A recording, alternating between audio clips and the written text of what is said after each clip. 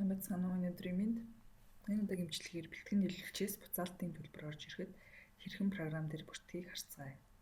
Банк болон кастед системийн банк хэсэгт байрлах харилцааны орлого гэж цэцрүү ороод шинээр үүсгээд бэлтгэн нийлүүлэгчээс танай байгууллагын өмнө хийсэн төлбөрийн буцаалтын тусахын тулд гүйлгээний төлөө бэлтгэн нийлүүлэгчийн буцаалт гэж сонгох хэрэгтэй. За үргэлжлүүлээд жишээн дээр харах юм бол худалдаа авалт болон борлуулалтын системийн бэлтгэн нийлүүлэгчийн буцаалт руу. За энэ баримт нь болохоор бэлтгэн нийлүүлэгчид буцаасан бараа материал тоног төхөөрөмж болон сав баглаа тусгад ашиглагдана. За тэгэхээр 10 сарын 4-ний байдлаар 10 ширхэг уртасгагч гэсэн материал маань 12310-аар нүүт гүдэнгээр IN Future HHG компанид нийт 123,100 төгрөг буцаах шаардлагатай тийм баримт байна. За одоо төлбөрийн буцаалт бэлтгэн нийлүүлэгчээс хэрхэн тусахтыг харуул бид харилцааны орлого баримтанда за бид нар гүйлгээний төрлөө бэлтгэн нийлүүлэгчийн буцаалт гэж сонгосон байгаа. Огноогоо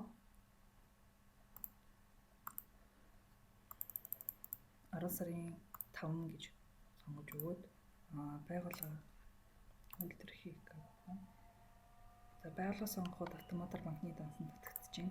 Энэ хэрхэн хаанаас татагддгийг өмнөх борлуулалтын төлбөрийг хийх талаар бичлэгээр яригдсан байгаа.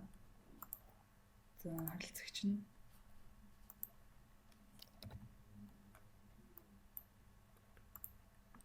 харилцагчаа сонгоод автоматар гэрээнд татагдчихээн. Мөнгөн хөрөнгийн хөдөлгөөний зүйл нь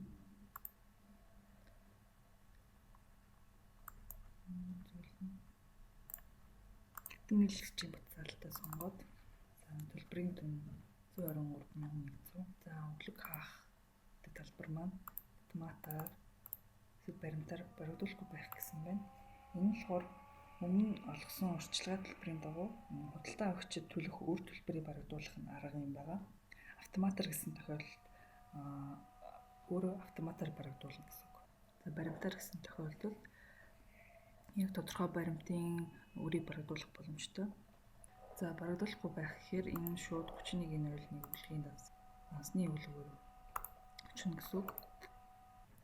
За бид энэ дээр өглөг хаахаар нь автоматар гэж сонгочихъя. Тооцооны данс, урьдчилгааны данс мөн өглөгийн талаар мэдээллийг илүү дэлгэрэнгүй бид нар өмнөх бичлэгтэр буюу борлуулалтын төлбөр гүйлгээний төрөлд ярьсан байгаа. За ингээд баримтаа бүгэлждүүлсны дараа пост хийгээд дансны бичлэгтийн нэрийг за ингээд анхаарал тавьсанд баярлалаа.